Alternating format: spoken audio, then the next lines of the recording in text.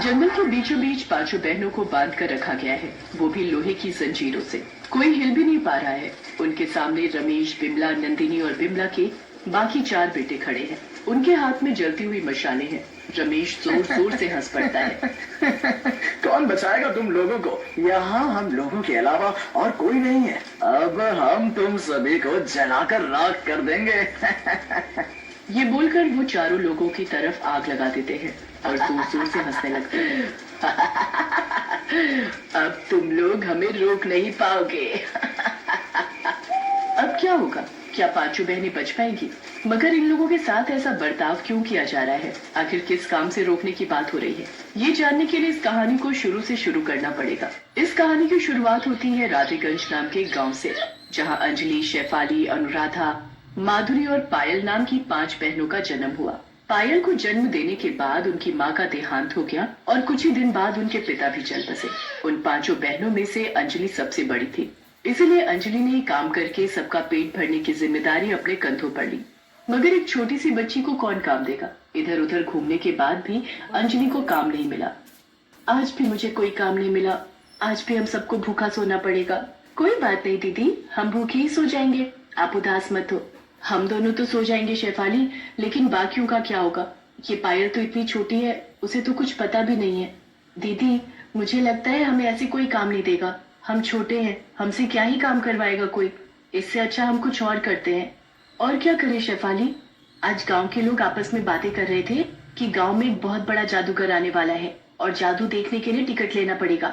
एक टिकट की कीमत 100 रुपए है। हम भी तो जादू सीख सकते हैं दीदी। जादू सीख कर सभी को दिखाएंगे और पैसा कमाएंगे। हाँ, ये तूने सही कहा शेफाली। इसके बाद अंजलि ने खुद से ही कुछ जादू का करतब करना सीख लिया और इधर उधर घूमकर लोगों को दिखाने लगी। जादू का खेल तो सबको पसंद होता है, इसीलिए जादू देखने के बाद सब लोग अंजलि को पैसे भी देने लगे। उन पैसों से अंजलि घर चलाने लगी। ऐसे ही समय बीतता गया, सभी बड़े होने लगे और 5 बहनें मिलकर जादू का खेल दिखाने लगी। ये करते करते 5 बहनें जवान हो गई। दिन भर 5 बहनें यहाँ वहाँ घूमकर जादू का खेल दिखाती और शाम को घर लौटकर सभी अंजलि को सारे पैसे दे देती हैं। 5 के बीच बहुत प्यार होता है। ये लीजिए अंजलि दीदी, आज जादू का खेल दिखाकर बस इतना ही हो पाया। आज मेरा भी ज्यादा नहीं हुआ। कोई बात नहीं, हर रोज एक जैसा थोड़ी होता है। हम 5 ऐसे ही एक साथ रहेंगे और सारा सुख दुख एक साथ बांट लेंगे। तभी वहाँ पर गांव के मुखिया जी आते हैं। अरे मुखिया जी, आप यहाँ आइए, बैठिए ना, बोलिए क्या बात है? अंजलि, हम गांव वाले तुम 5 से बहुत प्यार करते हैं। तुम लोगों की शादी की उम्र हो गई है। तुम लोगों के माता पिता जिंदा नहीं है, इसलिए तुम लोगों की शादी का भार तो हम गांव वालों को ही उठाना पड़ेगा ना। शादी करके घर बसाना कौन नहीं चाहता मुखिया जी, मगर हमसे शादी करेगा कौन? वही तो बताने आया हूँ। मेरे पास तुम लोगों के लिए एक रिश्ता है। यहाँ से बहुत दूर एक गांव है रतनपुरा। वहाँ बिमला नाम की एक औरत रहती है। उनके 5 बेटे और एक बेटी है।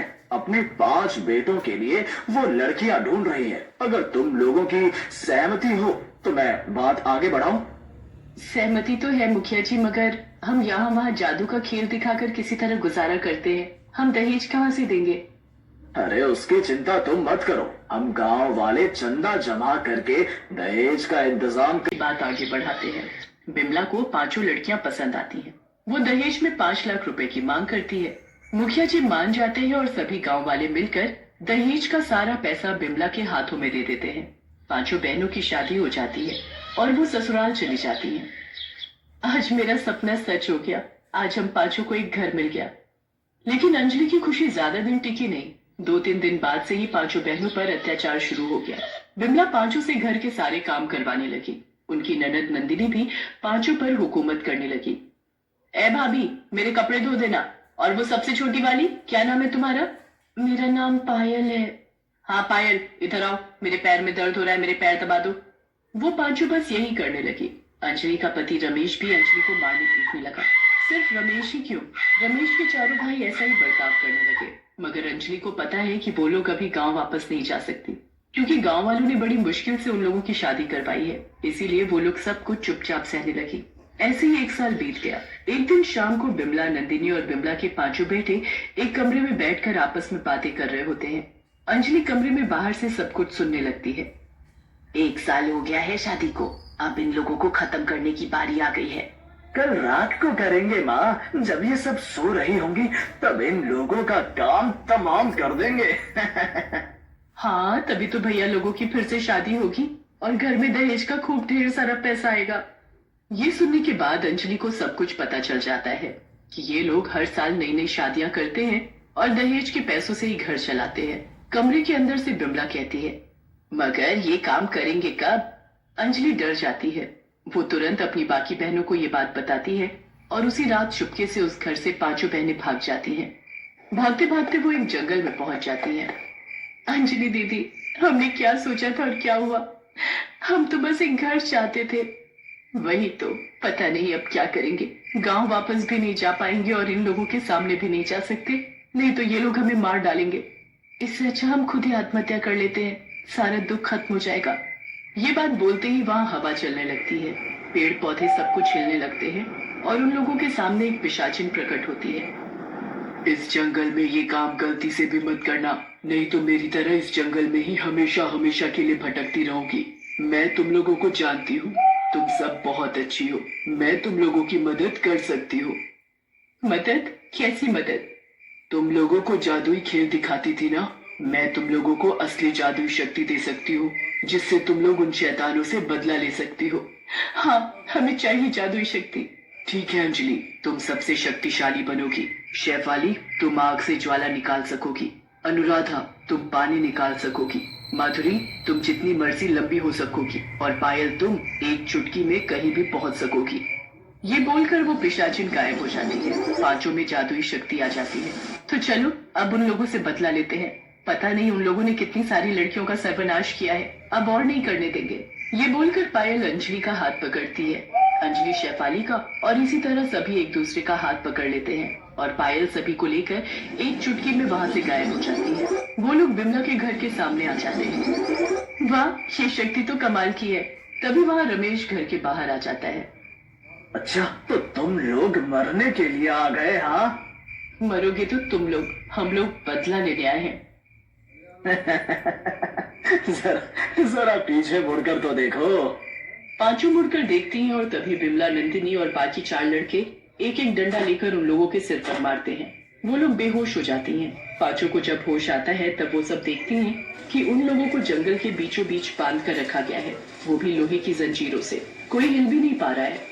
उनके सामने रमेश, बिमला, नंदिनी और बिमला के बाकी चार बेटे खड़े हैं। उनके हाथ में जलती हुई मशालें हैं। रमेश जोर जोर से हंस पड़ता है।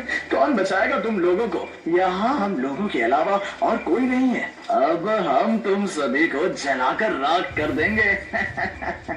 ये बोलकर वो लोग चारों तरफ आग लगा देते हैं और जोर जोर से हंसने लगते हैं।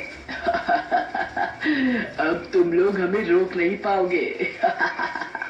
मगर उन लोगों को क्या पता था कि अब इन पांच बहनों में जादुई शक्तियां हैं। अनुराधा तभी मुंह से पानी निकालकर आग बुझा देती है। वो लोग चौंक जाते हैं। अंजलि अपनी शक्ति का इस्तेमाल करके लोहे की जंजीर तोड़ देती है और बाकियों की जंजीर भी तोड़ देती है। अरे बाप रे, ये लोग तो चुड़ैल हैं, भागो भागो। वो लोग भागने लगते हैं और जंगल में खो जाते हैं। इन लोगों को मैं ढूंढ कर लाती हूँ। माधुरी बहुत लंबी हो जाती है। इतनी लंबी होने के कारण वो आसानी से बिमला, नंदिनी और बाकियों को ढूंढ निकालती है और सभी को एक पेड़ के साथ बांध देती है। अब देखो मेरा कमाल। ये बोलकर शेफाली अपने हाथों से आग निकालती है और उस आग में सभी जलकर राख हो जाते हैं। पांचों बहनों को इंसाफ मिलता है। वो लोग बहुत खुश होती हैं। ये लोग अब और किसी भी लड़की का सर्वनाश नहीं कर पाएंगे। इसके बाद पांचों बहनें जंगल में शांति से बस जाती हैं और खुशी खुशी जिंदगी व्यतीत करने लगती हैं।